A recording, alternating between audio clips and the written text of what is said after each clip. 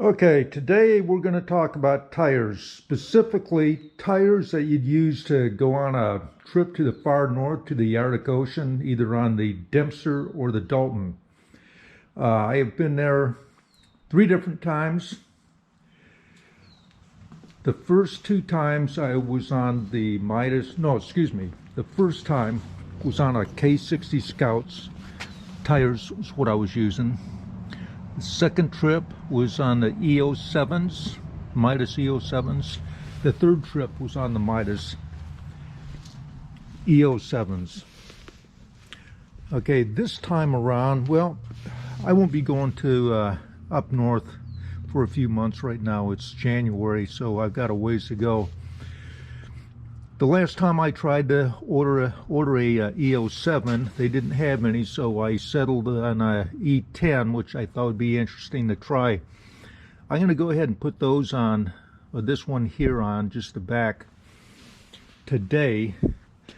And everybody's been asking me about how you can put a tire on in a remote location. Now, I've done that several times on my way to the Arctic. Once basically alongside of a road, I found a pellet that I could put my tire on and work from. And then the second time was in Dawson City. I was at a motel, or I think it's called the Bonanza Motel, and that worked out real well. Anyway, I'm going to change this tire here for you, and I'm going to use just the tools that I carry with me on my bike, nothing else. Okay, when I'm on these long trips, I carry this toolkit right here, which has got just about everything I need. And actually, I use the same toolkit for this bike right here, this Husqvarna 701. So I've got tools for both bikes in here. But every time I go on a long trip, I'll go ahead and take this out and do all my maintenance service with this toolkit just to make sure I've got everything. Right here is my tire patch kit. That includes the pump, some other items I threw in like these here. You need the, these are Bead Pro by Motion Pro. These are really excellent. They work well. Some people have trouble with them, but I think they're not using them right. Okay, also, in order to remove the big nuts here, or the screws, is I carry some special tools up here that I assembled just for that. I got a little cheater bar here, and then the wrench that I need. Okay, I'm going to get going on this.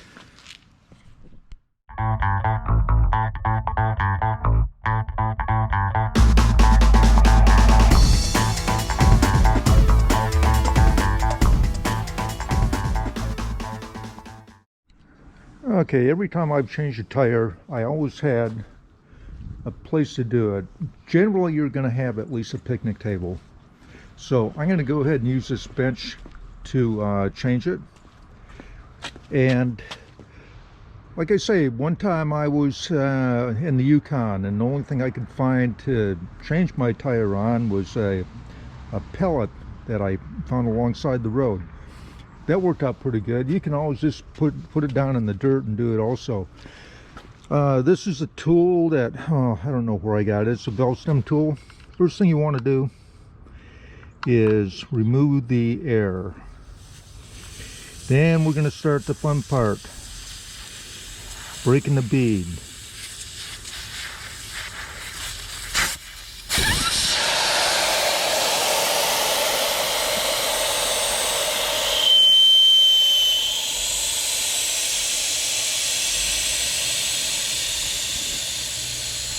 Okay, now, before I forget, this is one thing to consider. This is an E-07 Dakar. I don't know if it says Dakar on it. Maybe it does someplace. You can tell the Dakars because of this yellow stripe. What that indicates is the sidewall is extremely stiff. Okay, so that means if you have to change a tire in the wild, you're going to have it's going to be hard. It's going to be a harder job. If you have the standard model of tire without the yellow stripe, it'll have a softer sidewall. It'll be an easier tire to change. Something to consider. Now, I will say, I was on an E-07 a couple of years ago. I had a flat tire on the Dempster, and I rode for a long time, probably about 5 or 6 miles, before I was able to stop and address it. And I knew it was going to be close to a place where I could change the tires, so that's what I did. And with the stiff sidewalls, I was able to make that distance. If it was a standard tire, I don't know if I could have done that. So it's a trade-off. Take your pick.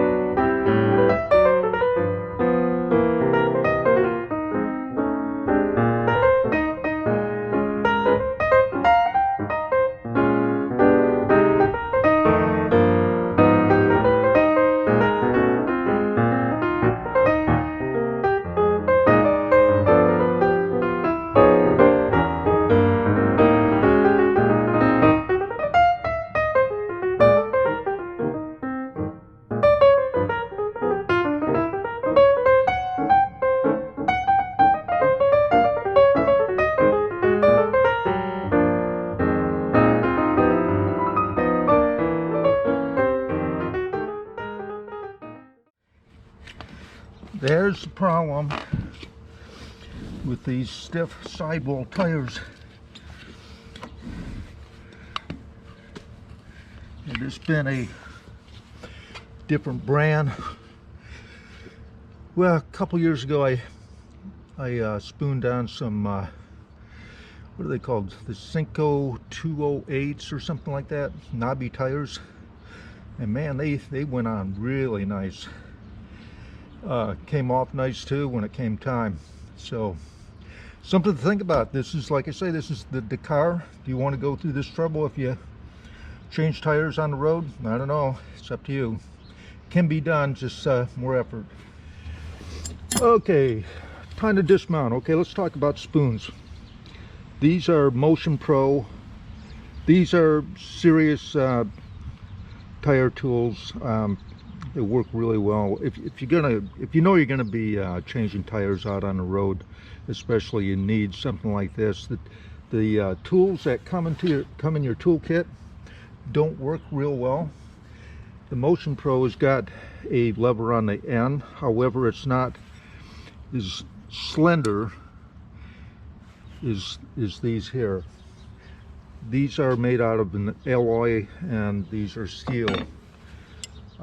Also, I'm using a mixture every time I travel. The only soap I take with me for everything from washing a bike to shampooing is I use this Dr. Bronner's?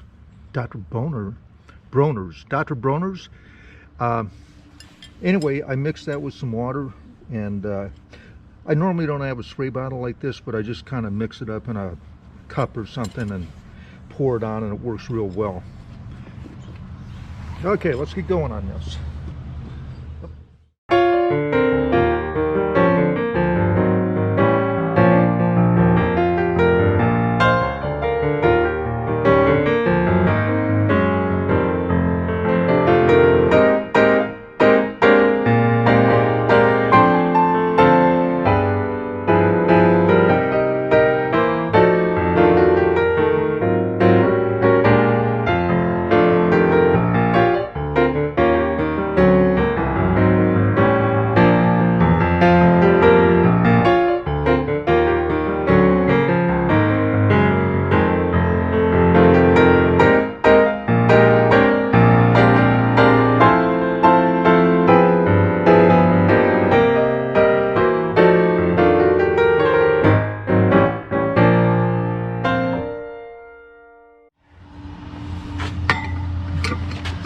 Okay, I think I got it.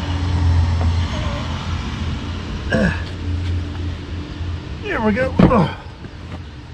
There, as simple as that. Now, right now it's probably 40 degrees. If you're up on the Dempster in the summertime, it's going to be more like 60. It'll be a heck of a lot easier than what I'm doing right here. Okay guys, got everything cleaned up. There's the old tire right there. Here's the new tire. I cleaned the rims. Also, when you do this, you got to remove your old wheel weights. I always do. When I'm on the road, when I'm on some kind of big trip, I don't balance my tires at all. A lot of times there's just no way to do it. Like if you're in Central America, South America, you know, they don't balance their wheels anyway. So, and I've done it with I've changed tires many times without balancing them, and I never had a problem. If I'm at home right here in Oregon, yeah, I always balance them, but out on the road I don't. Okay, most tires are directional. That means they only go in one direction. So anyway, looking at the bike, the wheel goes on this way with lug nuts going in this way. So I know the wheel turns that way. And here is the arrow. You can just barely see it right there. And it's not on the other side. So anyway, you got to look for that. Let's see if I can get it the first time. Lube it up really good. This is that soapy water. Now if you're lucky, you can get it on with one try. If not, it's just a battle.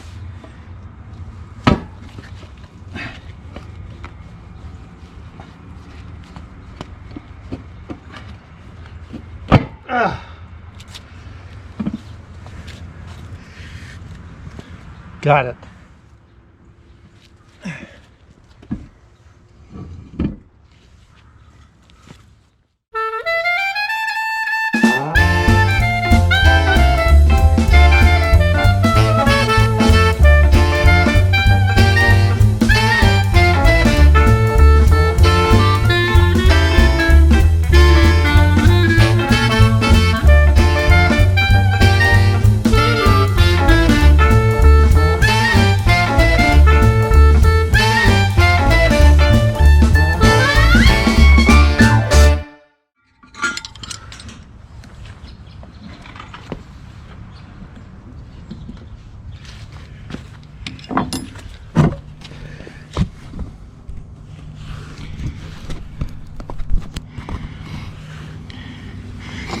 Okay, I had to reposition this.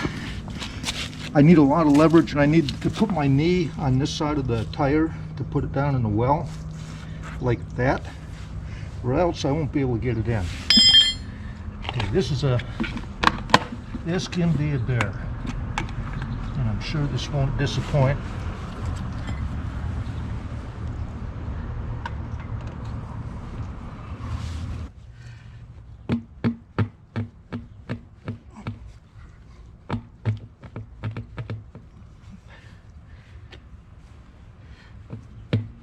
There.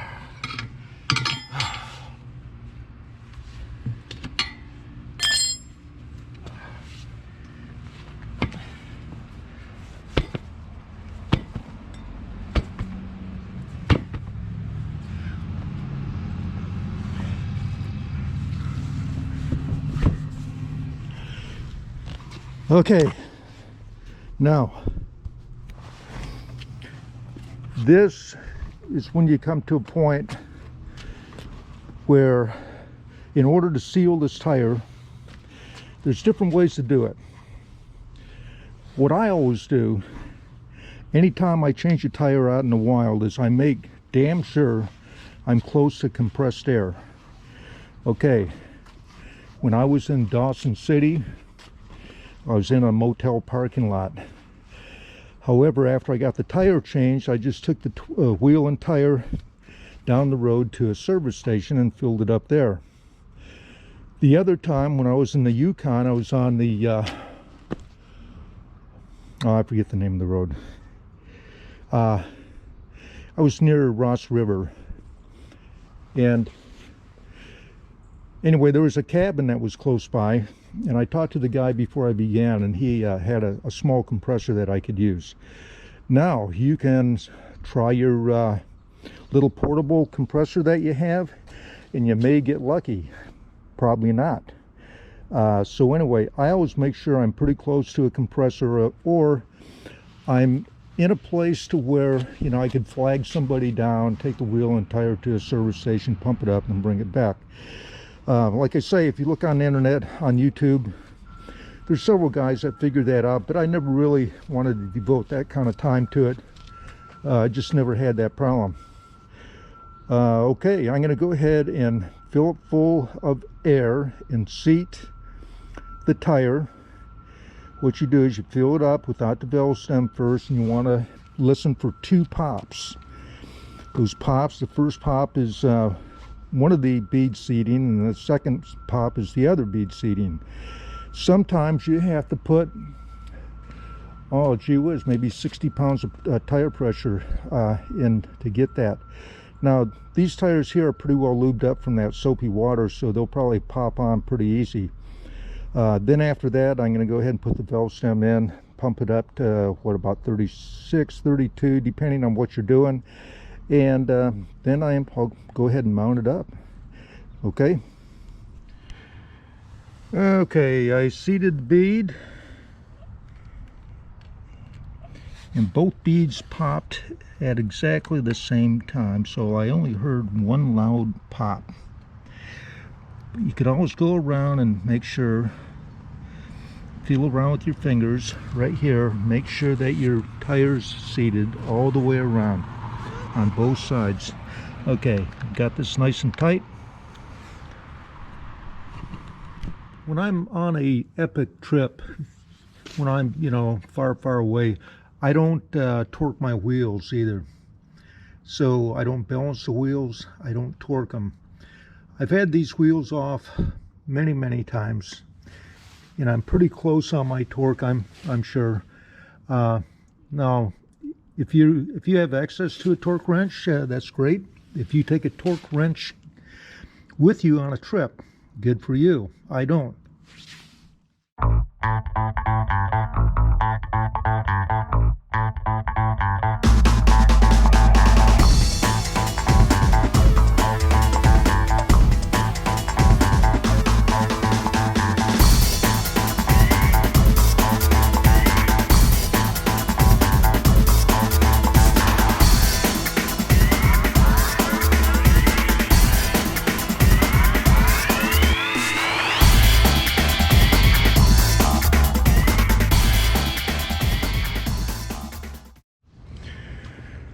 Okay, there you go, guys. This job here took me an hour and a half. It can be quicker for sure, you know, if you don't have such a stiff sidewall like these. Like I said before, these are E10s, which is a step up from E-07s. I'm going to see how they wear. One thing about this tire, it's pretty expensive. So I'm not sure I'm gonna stick with this one. Anyway, you can tell my E-07 is just about shot. Took it off, had a good time. What I'll be doing is I'll wear this tire out this summer, early summer, spring and summer, and then if I get a chance to go to Tuck or Inuvik, I'll go ahead and put on new tires before I leave. Like I say, E-07s, Mitas E-07s, the Heidenhaus Scouts, all work really good. You can make the trip up there and back, no problem. Okay, I'm out.